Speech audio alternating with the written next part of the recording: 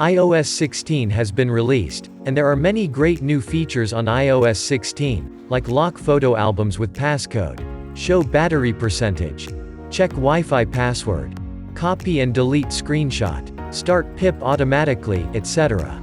Next, I'll show you how to install iOS 16 in 3 ways.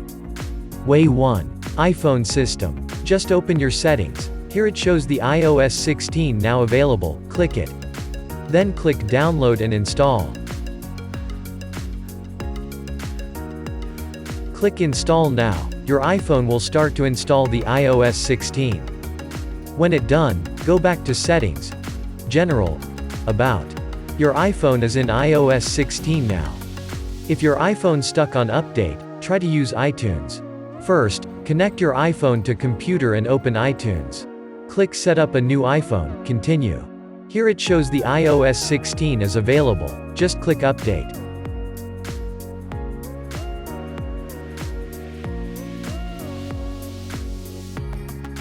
Then you can see iTunes is downloading the iOS 16. When it done, go back to iPhone and check the iOS 16.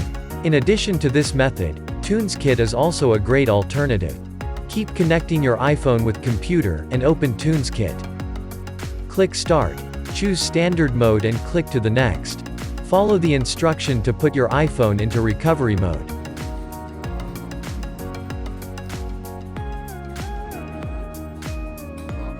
When iPhone into recovery mode, click to the next. Confirm your device's information here, then click Download to download the firmware package.